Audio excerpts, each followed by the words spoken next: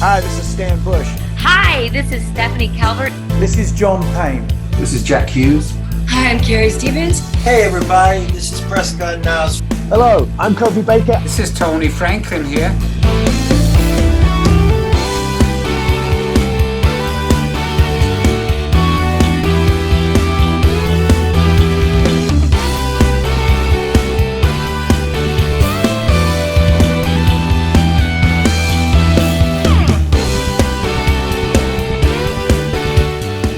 This is Britt Lightning from Vixen, and you're listening to Play That Rock and Roll. Keep rocking with Joe.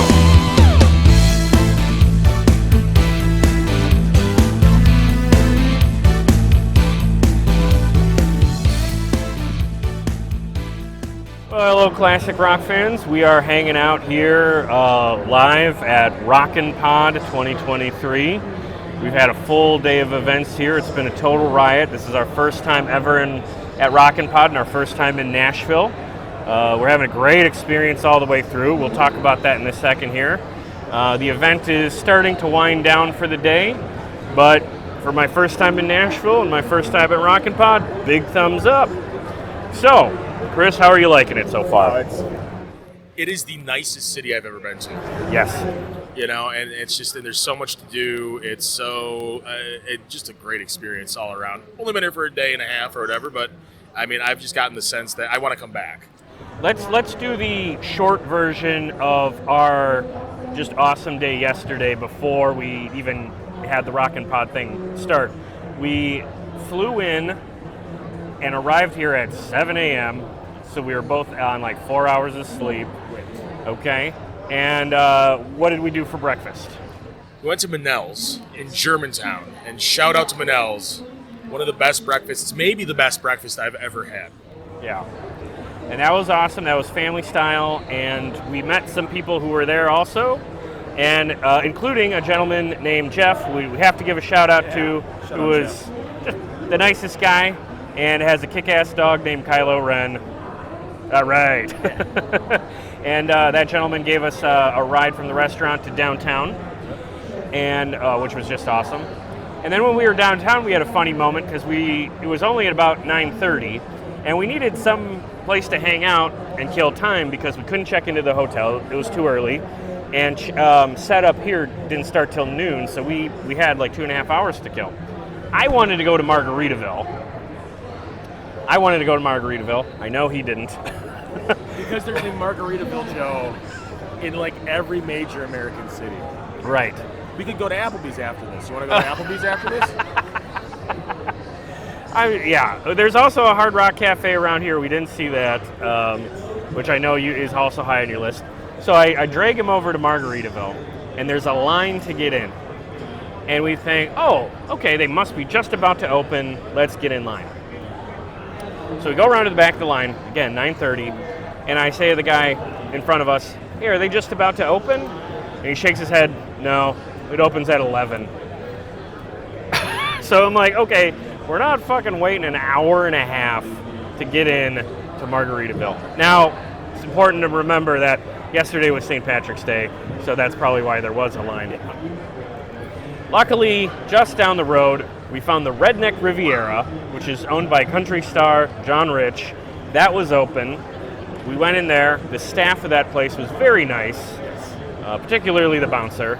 We went in there, got a couple of beers, had a good time, and then we Ubered our way over to the convention here. Got ourselves set up, met Chris and Aaron from the Decibel Geek podcast, who are running this whole thing. It was great to meet them. And then at this point, jet lag was really starting to kick in, so we were pretty tired. And we went back to the hotel to get checked in and got something to eat. Where did we go to eat? A place called The Local. Oh, that's right. It was okay. Yeah, good burger. It was not a Manel's. It was not a, but it was good burger. Yeah. And then we went to the East Side Bowl for a ROCKNPOD event. There was a concert there. It was called Rare Hair. It was like a superstar group doing 80s cover songs, which was a lot of fun. not just 80s either. Oh, that's correct. They cast a wide net. It was great. I really enjoyed it. Yeah, high energy show. Met some people down there. Met some of the gentlemen who run Pantheon podcasts, who were very nice and welcomed us up to their booth or vantage point, sort of above the stage. We got to watch a little of the show from up there, so that was a hoot. And yeah, great night for music. And I can't believe I stayed awake for all of this because I was running on fumes at that point. We probably got out of there at about 10:30, 11, went back to the hotel. And I will say this, it was fantastic when we got back to the hotel, and there was a woman. Yeah. Because, again, St. You Patty's... saw this. That's right. I had left for a moment. I came back. I forgot about that. I was trying to sleep. You were trying to sleep. sleep. This, but what did you see? Well, I got off the elevator and heard a kerfuffle, a bit of a commotion, and there were several people popping their heads out of their respective rooms to watch as a man and a woman were trying to get another woman off the floor whose head was in a waste paper basket, vomiting probably the most violently I've ever seen another human being vomit. It was loud enough that I heard the commotion, and I had a pillow over my head. I was trying to sleep. It was so loud, I just assumed you were talking to someone out there. Very loud voice. Pot calling the kettle black right now, but Both loud. yes. So that was an experience. We did finally get some sleep. Woke up today. Got here at about 9:30, and we set up. We've been meeting some fellow podcasters and other people promoting the products and bands that they're a part of. And we did some interviews today. We did 3 interviews today. We talked to Hollywood from Glow. We talked to effects artist Mick Strawn, who's worked on several movies that you would know from the 80s. And the big one was Bebe Buell, who's got a new book out. So this was a terrific round of interviews. And the rest of this podcast is going to be those interviews. So if you're a fan of old school, gorgeous ladies of wrestling, we got Hollywood to talk about her time in Glow. We talked about her perspectives on the WWF in those years. We talked about what she thinks of Hulk Hogan and his moniker in the 90s, which is similar to hers. And we talked about her time on Married with Children. The next interview is with Mick Strawn, and Mick has a book out, which we actually didn't talk too much about. He told us a little bit about the book. That's about Nightmare on Elm Street, the sequels that he worked on in that series. The questions I asked him were about Runaway Train and BREAKIN 2, because those are canon films, and my buddy Austin wrote the canon film guide. Also, I love the film Runaway Train, and I think he was happy to talk about those. I don't know if he gets asked about Runaway Train too often, but he told us some absolutely hysterical stories. So be sure to stay tuned and check those out. Those are a lot of fun. And he kissed me. Oh, and he did give him a kiss. Gave me a big kiss. Yeah, gave you a big right on the kiss. cheek. Here's a photo of that. You got to put that on a poster in your living room. Oh, yeah. So thanks to Mick for that. And then finally, in the interview with Bebe Buell, we talk about the new book she has out. We talk about her debut EP from the early 80s that was produced by Rick Ocasek and Rick Derringer. And she talked about the encouragement and support she got from Rick Ocasek, which was very heartfelt. And we talked about her role in jump-starting one of my favorite projects of the 80s, the Power Station. A lot of people don't realize that she was pretty instrumental to getting that band started. So we asked her about that, and she told her story there.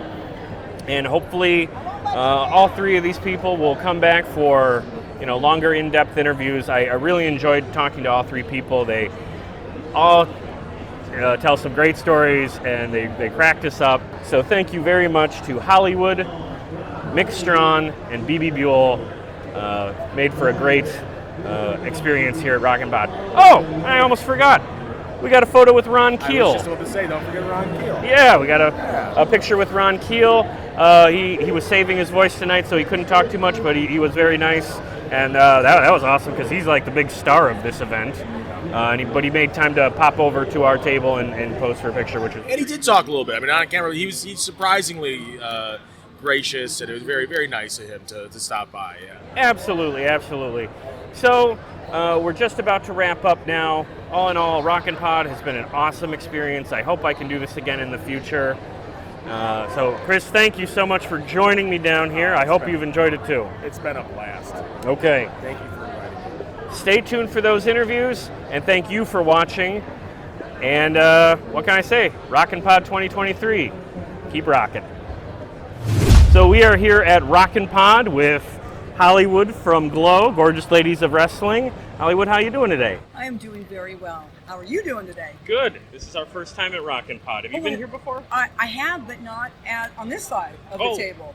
I've been on that side of the table. Okay. Yeah. New experiences. So you were in Glow back in the day, and you were a heel in those years, right? Love it. Yes. I love the heels. Right? What's your favorite thing about being a heel?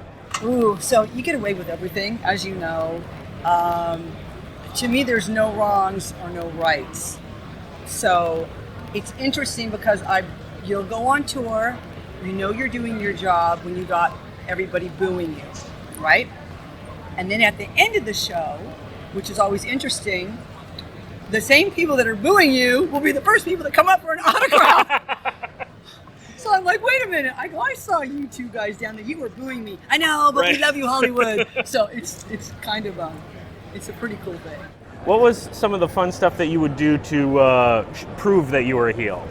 So one of the things that I would do before the show even started, before the audience got in, before any of the girls got in, I would hide stuff under the ring. Oh. So these cords that you see here, yeah. I would have our camera guys lay out certain cords. Of course, everything's black, so they would put a certain colored tape.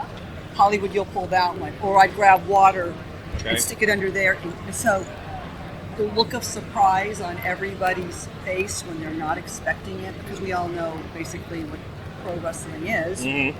Cuts down on injuries. We know certain things that are going to happen, but I did not at that point want them to know. And the look, oh my God, the look of surprise on their faces was just unbelievable. So you prove it that way, or you ask a fan, give me your belt. Who's got a belt? Oh. Who's got a belt? Hollywood, here's the belt. Grab the belt, throw it around their neck, throw them back in. Oh, wow. You know, or grab their drink it, throw it in their face. Oh, that's awesome. Those are the things that I did. Yeah.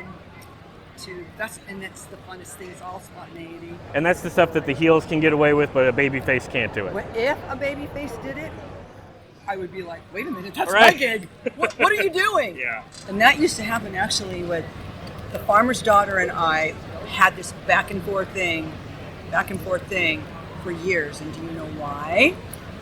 Because we went to the same high school. So we had 3 farmers' daughters.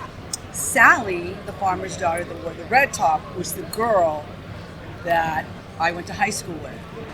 And we both wanted to win. I'm a heel, she's a baby, but man, she would do stuff sometimes and the look of surprise on my face. Yeah. If you got to see those matches, you definitely were in for a great night because you got your money's worth, for sure. And back then, you two were friends, right? And acquaintances. Oh, okay. We really didn't like each other, so interesting. That's why. But you know, when you're 22 years old, it's a whole different mindset. You know, there's this little jealousy thing. Well, I know the same people you know. I want to win. I didn't have that with anybody, but her and I definitely had that weird chemistry. A rivalry. Our rivalry. Yeah, awesome. Yeah. Did you have friends who were baby faces? Oh yeah. And then back in those days, you had to keep kayfabe, right? Where you couldn't be seen with each other and that kind of stuff? Kayfabe. Yes. I love it. I know a wrestling term. Is there a band called kayfabe around here? You know that? Yeah. Kayfabe. Yes, we had a good girls bus and a bad girls bus. Yeah. Okay. I did go back and watch a lot of the old Glow episodes, and one of my favorite things that you all did was you would do those raps when you would come out to the ring.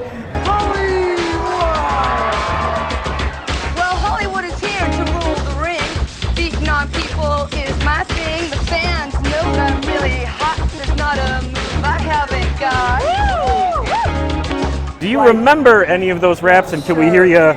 What can you bust out? Well, Hollywood is here to rule the ring. Beating on people is my thing. The fans know I'm really hot. There's not a move I haven't got. I'm tough, wild, strong, and slick, and I know every dirty trick. I'll beat you every chance I could. You just don't mess with Hollywood. Whoa! That's two. That's incredible. Yes. I This know. is our first ever interview. And you know what? And I haven't done it in a long time, so you got me early because early the brain is working much better than the end of the day. Well, that's incredible. That's amazing. Thank you. One person that I know was associated Glow, worked with Glow, and someone that I was aware of is Jackie Stallone. Right. And I, of course, am a big fan of actually both of her sons. Right. And could You know Frank as well? Yeah, I love Frank's cool. music. Yeah, I like the stuff that he does. And I wonder, could you tell us what did Jackie do with Glow, and what do you remember about her? That's a good question. So we used Jackie for PR. Yeah. And Jackie was the good girl's manager. Oh, okay. We had Aunt Kitty, and Aunt Kitty actually her nephew was our director. So that's how Aunt Kitty and she was. But Jackie, oh my God, Jackie loved that stuff. You could, somebody worked with Sly Stallone on his new movie called, not movie, but the new series. Oklahoma, Tulsa. That's right. Which is fantastic, by the way. Yes. And he's amazing.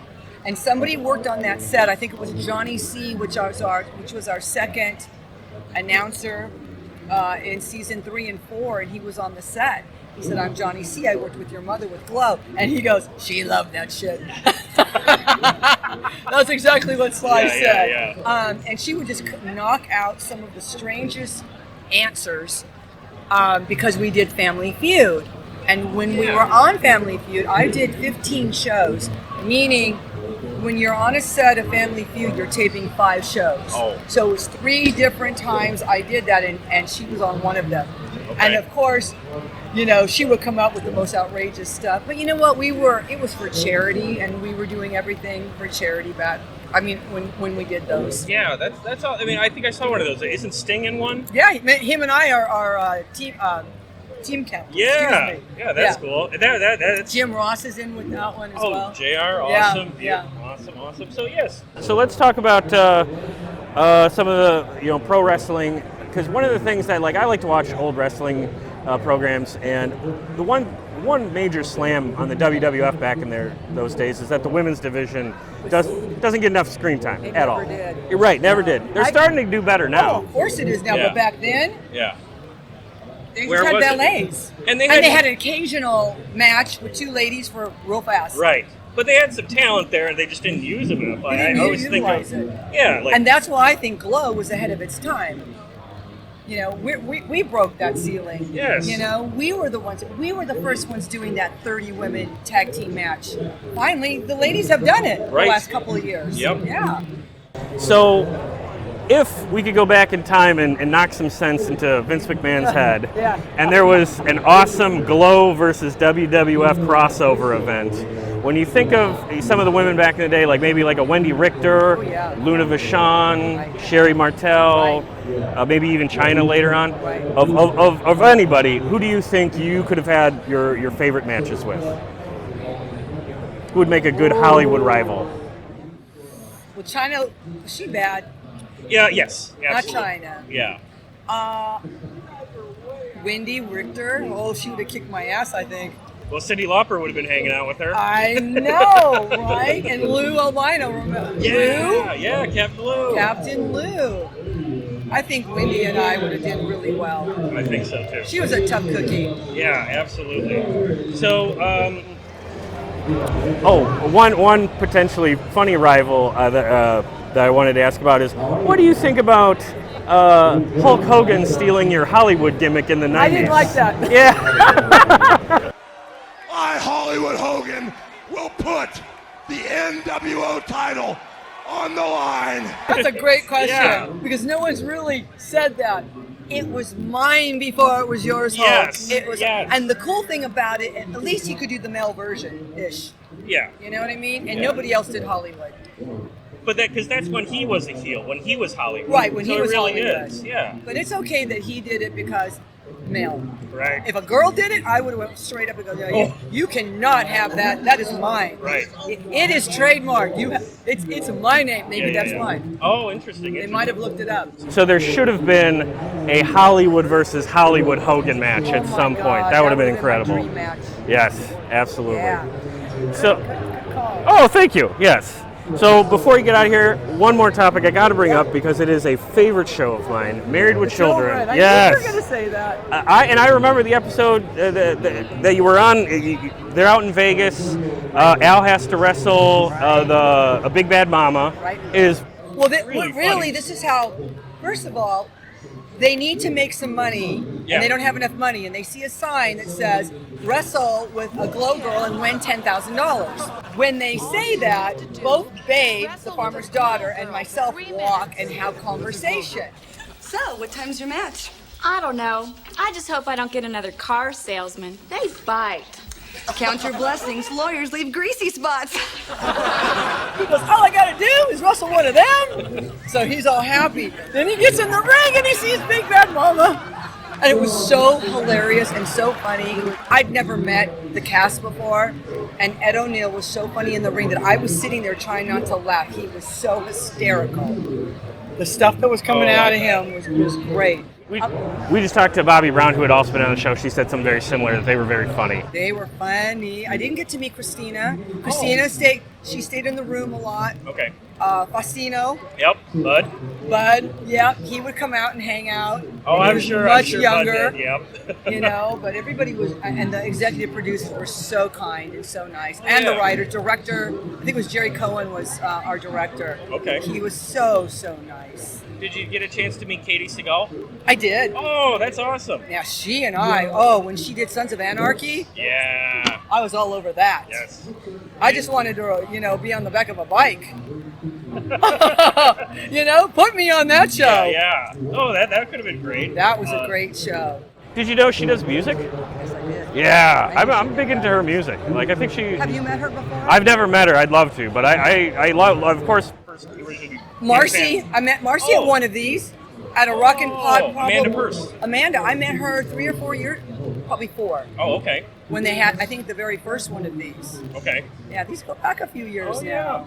Yeah. Yeah, nice lady. I'm also, we're gonna have to tell you, I've got an autobiography. I've looked at the first draft. And I have a lot of behind the scenes stuff, a lot of photos, a lot of really cool stuff that I am going to tell, and I'm super excited about it. I was, you're stealing my questions. I was going to ask you next. Well, what's the timeline on that? This year, it'll be out this year. Oh, really? Because I'm working with somebody. I don't write as well as, so I have Dan Murphy, and Dan Murphy did a wrestling book as well, and he's so good, and he has my voice perfectly. So, awesome. We just, the thing that, because he's in New York and I'm here, we have been videotaping the stories. Okay. And then, writing them as we go. And then I looked at the first draft, like, oh, nope, this is wrong, this is wrong. Of course, I changed things. I'm like, oh, God, that was wrong. And so, but this year it'll be out. And my title, I've got my working title, it's like Glow or Hollywood, the Glow Original, or Glow, I think it's going to be That's a good one. Hollywood, the Glow Original. I like that. That would be great. Well, I would tell you, once that book is out, love to have you back on the show to talk about it. I'm looking forward to it. Thank you so much for stopping by. This has been a real treat. This is our first interview of the whole thing, and it was a kick-ass talk. So thank you so much for having me. Thank you. All right. We are here with Mick Strawn. Mick, how are you doing today? Yes. No, I'm doing great, goddammit. That's good to hear. Damn, I've gone out here and insulted very many people, and some of them have even insulted me. Whoa, who would dare to do that? Yeah. I'm telling you, all these rock people. Oh, they're the worst! Don't tell me Ron Keel came over and gave you the hard time. Yes. Okay. That's all. And there was a little freak out around, all glitter. Oh, yeah. Oh, wait, they're all fucking all glitter. Wait a minute. Either they got stars on their pants, or they're wearing things that later on they're gonna have to take off with paint thinner. You know, if you light a match in here with all the hairspray, this place is going to go up. Whoa! You blow all the people of the other convention right out. Yeah, they all look like me after it. Exactly. There you exactly. go. Oh, man, that's great. When you were here earlier, I teased this. I could talk to you all day about Runaway Train. You worked on Runaway Train. What the hell? Why are you so excited? I have to tell you. It's a good movie. On Runaway Train, in working there, we were actually going around in the cold. We were in Alaska. Yeah. And I remember the first time is we had made a version of our own train, which was I think we had about 6 cars, a dining car. There was a camera car. You know, there was one for special effects and art department and so forth. And we had taken a dining car and a kitchen car. You know, we really did it up right. But what the thing is we would go out on the tracks outside of Anchorage, and we would start heading north. And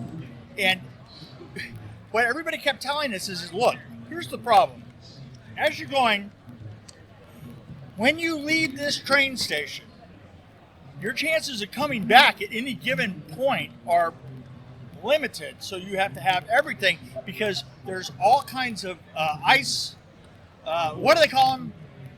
You know, tumbling ice and snow. Oh, avalanches. Avalanches. Yeah. There's avalanches. And we would get caught out there for like 3 weeks. Oh, my God. God, it was really weird. But you know what? We had lots of lobster and stuff like that. Okay. Because lobster was cheap. Yep. And I remember the first time, I was a Southern California boy, right? Oh. And so I remember the first time we opened the door and we had to go out, and we had to go, they had these signs that said Alaskan Railroad, and we had to go Greek them out. What does that mean, to Greek them out? Well, we couldn't show that to people because it was an undefined place. Right? We didn't, so, I mean, nobody would ever catch it in a million years, but you know what? We still have to do it, right? And so I opened the door to the train, and son of a bitch, but I thought, well, this is going to be easy because the snow just went almost directly from, you know, the deck straight out. And I thought, well, how nice is that, right? I swear to God, I took one step outside, and all of a sudden, there was this disconcerting movement, and the next thing you know is I'm looking up this little tunnel that I can see the door up through a tunnel in the snow. And from then on I thought, oh, this is going to be a motherfucker. Oh my God. Just dragging and tunneling. So what we would do is we would literally tunnel from one side to the next because we didn't want to show our... Yeah. So we didn't want to walk up on top of the snow. Right. Because that was our set dressing. Oh, yeah, okay. So we were literally learned how to like just shoot the snow side and just go, you know, from one right down the tracks and stuff. I am so, you know, we lost like 6 cameras on that fucking show in the snow, right? Yeah. And I'm sure at least 2 crew members still out there. Have you ever had a shoot like that before or after? Dealing with a lot of snow like that? No. No. I mean, what are you going to get into?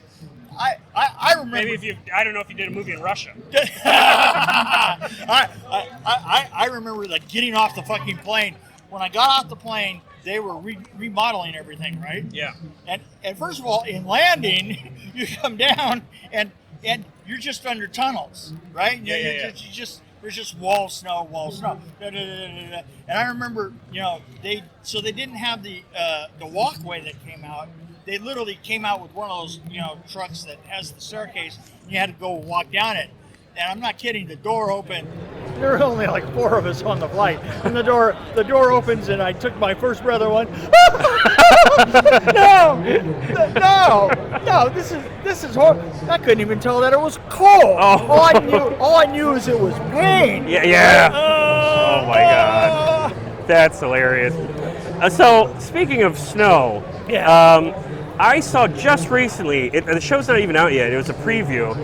That was Danny Trejo's first movie. And he said that, he mentioned that there was a lot of blow on that set. And I'm not asking you to get anyone in trouble. So I go down to help this kid, right? Said, hey, Dan, there's a lot of blow down there on my job. But was that? Do you know if that was like a pretty wild film set or anything like that? Was that a party town? Yeah. Okay, you heard it here. Okay. If you asked a grip at the time, you'd say, well, how long is a 40-foot grip truck? Yeah. And he said, well, on the inside, it's 35 feet, of course. Yeah. And it was art department's job to go into the grip truck at the very beginning of the film and build out that first 5 feet. Okay. You know, and we would make a little lounge of it. And then a lot of times you would go to a glass maker that would get a 3/8-inch piece of glass for the countertop that you would carve the name of the show into it. Okay. Wow. And then it was props' job to keep that leveled out. That's because props had miscellaneous. Oh, okay. And miscellaneous was probably at least 10% props. Okay. That's awesome. Oh my God. Does that give you an idea? That gives you a pretty clear idea of how fun that set was. What separated the men from the boys, and I mean literally in age more than anything else, is you go up to a grip and go, how long is the inside of a grip truck? 35 feet. Okay. Nice. God damn it. Yeah. 35 feet. Because that last feet's the important feet. Yeah. By the way, Danny Trejo was also in The Hidden. Oh, really? Oh, okay. Right, he was one of the prisoners in The Hidden. He actually had a line. Oh, nice. Okay, yeah, he did a lot of movies as a prisoner. Yeah. Well, he's come on, Danny Trejo, right? Yeah. So, what was it like? That's famously a Cannon movie. What was your thought on Cannon and those people? Let me tell you about Cannon. Yeah. Movies. I just recently went to. There was a film called Fear that was filming in North Carolina with Jack Shoulder. Yeah. And we were preliminary. We were doing we haven't shot it yet, but we were doing preliminary walk around. Location scout, right? And the day that I got there, everybody was around, and they had a guy by the name of Steve Marsh, who production designed Runaway Train, by the way. These guys had a Cannon fetish. Yeah. This film company did. Guilty. Okay. So anyway, Steve Marsh was the production designer, and he came down. He couldn't do the job, so I was coming in to replace him. So we were both in the building. We were both at a restaurant, right? And I walk into the restaurant, and they go, "Tell us a story about Cannon Films," right? Because they were all like freaked out about Cannon Films, and I said, "Well, the first thing I got to tell you is that Cannon Films was so hated in L.A.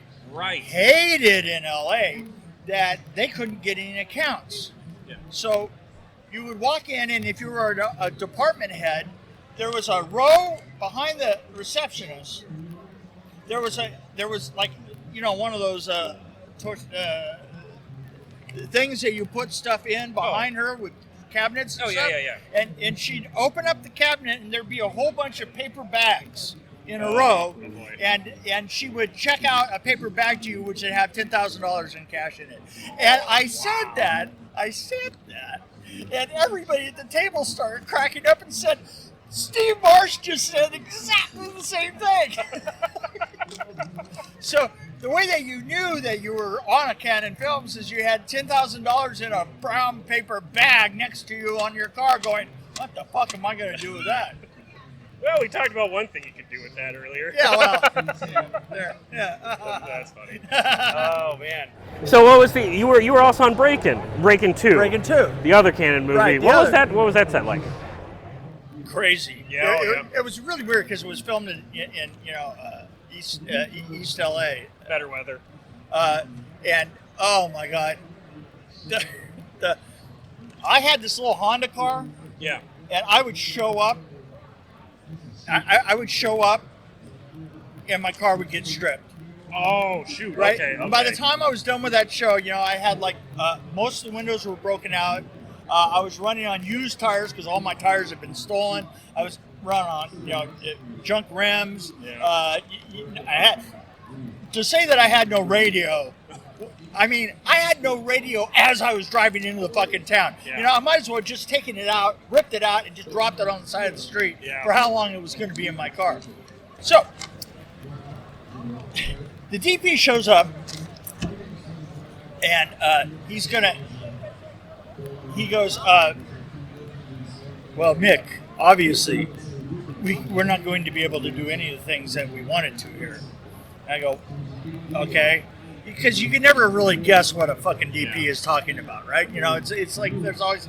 So, well, Mick, obviously, the row of palm trees going down the middle of the street, because the Miracles building had as an entrance, they had a row of palm trees going down the street, right? But the last one was maybe 3 feet away from the first platform where they were going to do the singing, dancing, let's put on a show! Because basically, Breakin' 2 is a Judy Garland, Mickey Rooney film. Right. Right? Okay. Yeah. So they do the dancing on the ceiling in that one, right? Where the room stays upside and down.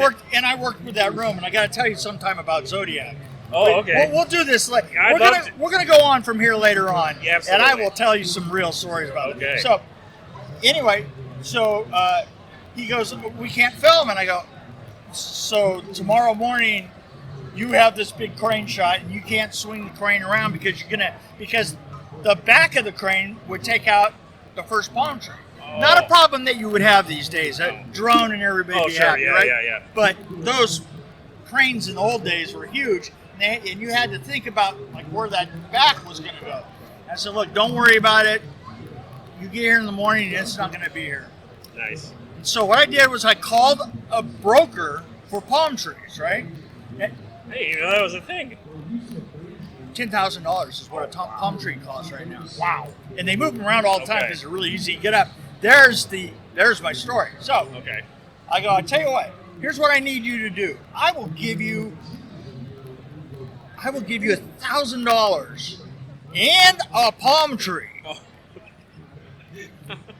That's thinking. But what you have to do is you have to drive up here at exactly 6:30, and I gave him the address 3 blocks down, and then I went down there with $1,000 cash, put it in his hand. I said, okay, I'm going to point to a tree. You're going to come around the corner backwards. You're going to just lean up against the tree, wrap your chain around it, and pull it and go. Yeah. Right? And he was wise enough not to ask questions like, well, who does the tree belong to? Yeah, well, it might be in dispute. Yeah, right. Hell, it might be the road corporate. I don't know. Yeah, It could be anybody's. So, right at dusk. And by the way, if you're going to do something illegal, if you're gonna break the law at dusk. You got 2 opportunities to break the law and get away with it. One's at dusk, and one's early in the morning. Right? Dawn and dusk. Right? Because you know that time where you can't see shit? That's when you do shit. Oh, that's right. Right? Make notes, people. We're just telling you out there. We're alerted. Yeah. So this is life hack. Life hack. That's what they call it. It's a life hack. Yes. A pro tip. Pro tip. Pro tip. So he zips around the corner. He literally, 3 minutes later, the fucking tree was gone, right? And he's driving out, and I had guys come around that building with wheelbarrows of dirt. We threw the dirt in, we tamped down a bunch of brand new asphalt, and then aged it. Oh. The whole process took 10 minutes, and you couldn't even tell that we had done anything. So, cut to 5:30 in the morning. Watching the sun come up, we're there already. Film crew is coming in and everything. DP's just as happy as shit, and we're up there, and all of a sudden, the guy whose house is right next to the tree, right, literally right next to it, all of a sudden the door opens and somebody goes, right, and we're like, oh fuck, because really, honestly, this guy never would have seen it in day anything like that, right? So he goes out to get his paper. By the way, kids, newspaper. I'm not going to get into it, but it was there. Yeah. So his newspaper was out on the sidewalk, right? And we're all up on the building. We're looking out here, kind of like looking over the parapet, like, and he's in his robe, right? Exactly like you would think, right? And he comes out, and he swings the little gate. He goes, he grabs his paper. He comes back. He swings the gate shut. He gets about 2 steps towards his house, and he just goes like this. he's already, taking the paper out, and he goes, he turns around, and he's like, I still to this day remember that scene of him out there, and he's looking, he looks down the street, he goes like, and he goes like this, goes back in, and I swear, as he shuts the door, everybody's going, yeah. Oh my God. That's dancing. Yeah. I've always said that, essentially a film crew going down the road is just a felony waiting to happen, and actually not even waiting. Just happening. That's terrific. Are there more stories like that in this book of yours? This book has got all the stories. What's it called? This is from Nightmare on Elm Street 4. Yeah. And it's an examination of a single film. There's 50 interviews in here, including like my own stuff. And I would like to read you. Please do. I'm going to read you the back of it, which kind of explains. It kind of sets it in the right tone. Love the glasses. The 80s were blah, blah, blah, blah, blah, visually stunning, blah, blah, blah, Technicolor tour de force, blah, blah, blah, blah, blah, Freddie, blah, blah, blah, blah, blah, must read, blah, blah, blah, blah, blah, 1988 best, blah, blah, blah, blah, blah. Heard it here first. I love it. And I'm going to get one of these. Yeah. Last question before you go. Sure. Final one, Sophie's choice. Dream Warriors versus Are You Ready for Freddy? And I know you're biased because you worked on one of them. Are You Ready for Freddy? Which is the Bad Boys. The Bad Boys. Yes. I worked on both of them. Oh, you worked on Dream Warriors too? Yeah. Oh, the music video? Yeah. Oh, man. See, if you had me back, I got incredible stories for both. Well, let's do that. This is awesome, Mick. Thank you so much for coming by. Love the stories. This was fun as hell. We are here with Bebe Buell. You've got a new book out, Rebel Soul. Yes. Music, what is it? It's musings. Music. And magic. Awesome. There's aliens in my book. There's old stories. There's new stories. There's over 200 photos in the book. It's very photo heavy. Okay. So what made you decide to put a book out there? Because you put one out about a number of years ago, right? No, 2001. Oh, okay. I had a New York Times bestseller. That's right. My book was called Rebel Heart. Yes, Madonna went on to steal my title. Thank you, Madonna. You stole my lace gloves and my corset too. But the master thief, right? Yeah, oh, absolutely. They're always the ones that commercialize everything. What was it? Who commercialized grunge? Was it Marc Jacobs? Oh. There's always somebody. Yeah, so, I had a New York Times bestseller. I was getting ready to go on tour. As a matter of fact, I was in a taxi getting ready to go to the airport. I had finally, my dream had come true to do Oprah. This is 22 years ago, mind you. And 9/11 happened. The first plane hit when I was about 5 minutes from the mouth of the Midtown Tunnel. So if I had gone through the Midtown Tunnel, I would not have been able to get back into Manhattan. So I lived on Mercer Street too, so we were able to watch all of it on my roof. Oh my God. That must have been, that's incredible. It was horrifying. Yeah. But so Rebel Heart, yes. For 8, I did all this promo for it, like 2020 and all that, with Chris Cuomo when he was a young kid on the block. And suddenly everything just came to a halt. My 2020 piece didn't even air for 8 months because television was consumed 100% with 9/11, as it should have been. I mean, it was a devastating event. Yes. So what happened is a lot of people had a lot of questions about my book, and I felt like I wrote with the wrong. No, I'm not gonna say this. I wrote with a co-writer. I love my co-writer, but I should have written it alone, and that's what I learned with Rebel Soul. Oh, okay. I wrote it totally alone with a wonderful editor, Mitchell Cohen, and I just felt I had to fill in some of the holes. And there's been a lot of life that's happened to me in the last 20 years. 10 years in Nashville. Yes. Several new records. a reissue of my first record, and through Hozak. Yep. And that original record, was that the one that was produced by Rick Ocasek? Yes, Rick Ocasek and Rick Derringer. Oh, and Rick Derringer yes, too. Two songs with Rico and the Cars were my band. Yeah. And then Rick Derringer. That's and awesome. It was mastered by Ray Mansell. Oh, okay. That's terrific. I know. So with the new book isn't like a sequel though, isn't it? It's more of a there's like it's a collection of sorts. Like there's essays in it. It's a semi-sequel, meaning that it covers a lot of stuff that's happened since Rebel Heart. Right. When I wrote Rebel Heart, my husband and I were first dating.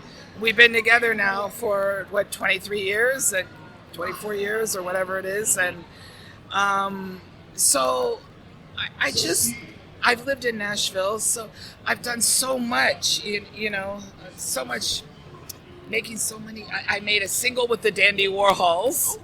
We did a cover of Femme Fatale. And I've just been very busy, jumping up on stage. People bring me up on stage. I went last night. Yeah, and were you there? Yes. Oh, so you saw me kick ass. Oh, yeah. Okay, because I'm all, people are always very skeptical. Can she rock? Can she move? Well, just come and I'll show you. I'll show you what Mama can do. Okay. Fun night. No, that was last night was a great crowd too. Nice venue. Yes, good crowd. And one of my favorite things is being in my audience's face. I love my audiences, and I like to see them act happy. I was glad I got some juice out of them, And they've been coming by asking you about the book. How's the reaction, the initial reaction? I've already sold 15. Oh, you got to save one for me because I'm going to come over and buy one. Oh, you're such a sweet. I mean, I'd love to give you one, but my publisher would have. My publisher. This was an expensive book to make. Oh, sure. Because it's hardcover, but it's no. What are those paper sleeves? The cover is the whole book. So the art is printed right on the cover. Yeah, and there's like 200 photos inside. It's a very photo-heavy book. That's awesome. Yeah, that's all. Are all those photos from your personal collection, or is it from other people? This is or very scrapbooky. Oh, that's great. But there are also photographers like Marcia Resnick and Bob Gruen and people like that have been photographing me my whole life. Yeah. You'll see some of their pictures in there too. So with permission, of course, yes. But yeah, a lot of the pictures in my book you have never seen them before. Okay. It's a trip. Well, we only got you for a couple of minutes, so I wanted to ask about that first EP that you made with Rick Derringer and Rick Ocasek, specifically Rick Ocasek. I'm a big Cars fan. It's very sad that he passed away a couple of years now. Could you tell us about what Rick was, or how Rick was as a producer for you, and what he was like working with you? Yeah, well, a lot of people. There's a lot of sexism in our industry, as you know. And a lot of people thought I must have slept with him or that he was trying to get in my pants or whatever ignorant stuff people come up with. But that was not my relationship with Rick. Right. Rick, he was my mentor. He took me under his wing. I was there when he met Paulina.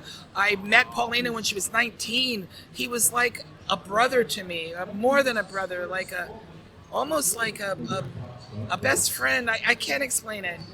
But he said, look, if you don't get to work on this, if you don't get in the studio now, you're never going to shake the model thing, and you're going to just be trapped in the girlfriend of forever and ever. And I said, why? Because I have good taste in men? And he's like, yeah, we'll show people why you have good taste in men. Let's make our record. Yeah. So he took the initiative. He got the Cars and he did the basic tracks, and Ben Orr did a scratch vocal. But here's the secret: I would not listen to it. Rick was like, "Here, listen to Ben scratch," and I was like, "Nope. I'm the one that wanted to do Fun Time. You're the one that wanted to do Little Black Egg. Let me interpret the song as I hear it, because if I listen to Ben, who's one of the greatest singers in the world, it might influence or affect how I, So I ended up not listening to it till it came out in the Cars reissue. Oh, okay. And I finally listened to Ben's versions, and I was like, wow, not far from mine, Yeah, that's good. good. But Ben is such a singer, so for him to go, "Hey baby, I like your lips," and to have serious attitude, was kind of funny because he was a real singer. Yeah. He's a great singer, and unfortunately, because he's also been gone for a while, it's very sad. I talked to a guy who wrote a book about Ben, and I've come to really appreciate the Cars on a different level because of. I didn't realize as a kid that Ben sang so much of what he did. I always called Ben Rick's girlfriend because Ben was so gorgeous. We had the same eyes. Rick used to look at both of our eyes, and Rick had the same eyes too. He had those big blue eyes. Yes. And we all looked like Village of the Damned. We looked like alien children. Remember that movie? When we would be together, the blue eyes were like... Oh, and Ben had the blonde hair too, right? Oh my God. And the cheekbones. We really looked alike when we were young. It was kind of funny. People thought we were related. Oh, sure. It was funny. But I owe Rick Derringer, and because Rick Derringer was married to my best friend Liz. Oh, okay. So I owe Rick Derringer and I owe Rick Ocasek. They're the ones that got me started. And then it was Jason Flom, who's now a big, powerful guy in the music business and in the saving, people that have been convicted wrongly, falsely accused. But Jason Flom, he signed Greta Van Fleet and Katy Perry. Everybody. But Jason is the one that gave me my first development deal on Atlantic Records. And and then I formed the Gargoyles. I've had a long musical history which people don't seem to understand. And I was one of the first. Well, I was the first woman to ever put out an independent record in an independent market and sell as many records as I did. People don't realize that in 1981, when Covers Girl came out, there was no indie market. Oh, sure. People weren't putting out independent records. Either you had a big record deal or you didn't. So I almost signed with Epic. My friend Dick Wingate. Hi, Dick. And but my manager, Danny Sugarman, who also managed Ray Manzarek and the Doors, he wanted me to go with Rhino. Because Rhino wanted to do this innovative cover, and they wanted to try the indie market. So I went along with it. I tested the waters, and man, I was surprised. It was really kind of a coup in our industry that an independent record could do so well. Especially with what you were saying earlier about, it's still a difficult industry for a woman now, but back in the late 70s, early 80s, that was a very sexist time. Oh man, especially me. I had done everything. And I had, gone out with some beautiful, exceptionally gorgeous, talented men. I had posed for Playboy. I had been in Vogue. I had done a little bit of every genre there is. So, people are a little confused. Oh, you sing too? What are you, Charo? Well, follow Charo on Instagram. She's brilliant, and she also plays guitar and ukulele. Yes. She's a genius. Yes, absolutely. So compare me to Charo. I don't care, baby. She's in those Disney movies doing the voiceovers. She's great. She's amazing. She's amazing. So one thing you can probably tell by now with the Rick Ocasek, Rick Derringer, I'm an 80s fan. Okay, me too. That's awesome. Echo and the Bunnymen, they were great band. my favorite band. Great band. Now, one band that I've read that you were sort of a part of at the start of was the Power Station. I love that record, and it's my understanding that you originally sang the cover of Get It On. Here we go. Yeah, tell me, what's the story? Me and John Taylor, we had a flirtation. But You must have been the envy of every woman in America. At that point, when he was opening for Blondie, when Duran, are you kidding me? I think that if girls could have gotten away with murder, I would have been dinner for about 50 people. But so what happened was he also wanted to record with me. Yeah. And I said to him, well, you should hear the version of Bang a Gong that I recorded with Rick Derringer. I recorded it in 81. And he's like, yeah, let me hear it. So I played it for him, and he was totally inspired. He said, let me create a band for you. Let me get in the studio and do this, and blah, blah, blah, blah. But he was a lot younger than me, and I could see that, I didn't want to have a full-on relationship with him because I didn't want to I didn't want to break his heart. I didn't want to hurt anybody, but I also didn't want to break my heart. Yeah. I knew it was not going to work. Yeah. So we were doing the transatlantic thing.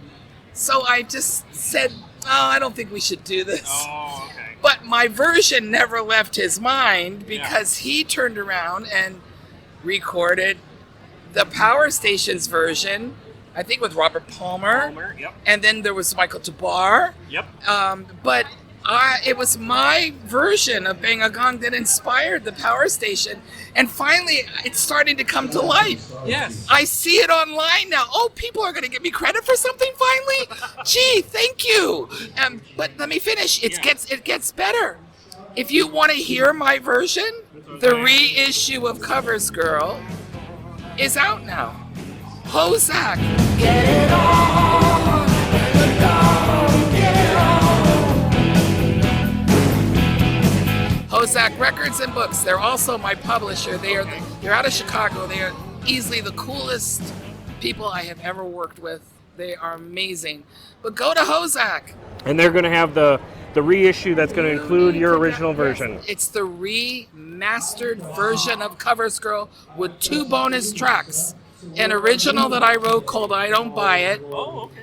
And my version of Bang a Gong that was the template for the $1 billion version of Bang a Gong. Dang it, where's my cut, baby? Wow!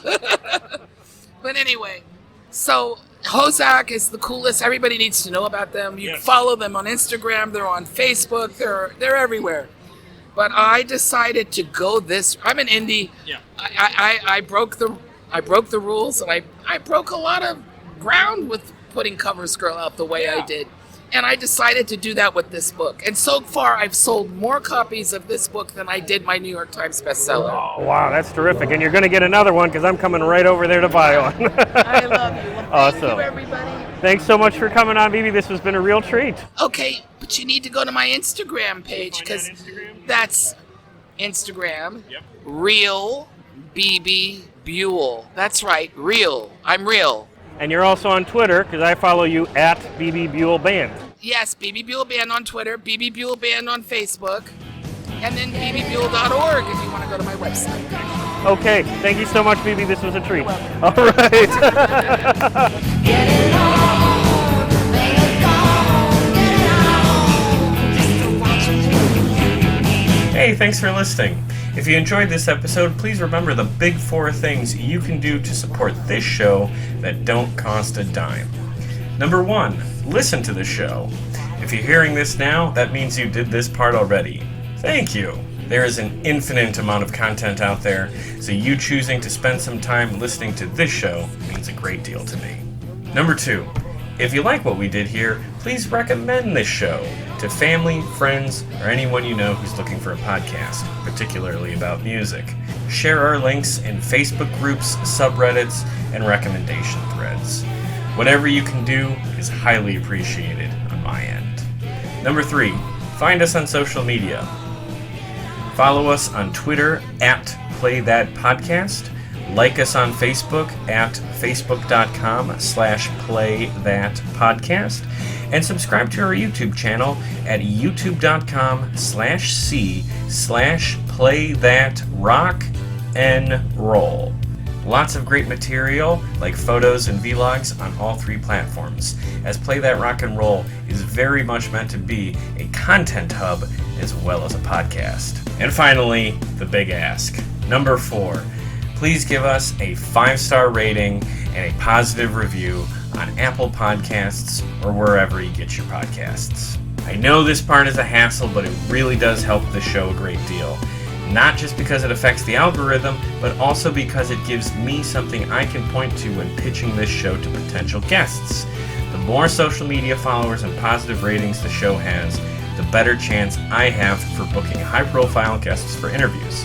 So if you take a moment to give us even just a 5-star rating, you are actively giving us a tool to do bigger and better things here. But whatever the case, I appreciate any and all efforts you take to support us here at Play That Rock and Roll. Be sure to join us next time for more great stories and music from the world of classic rock.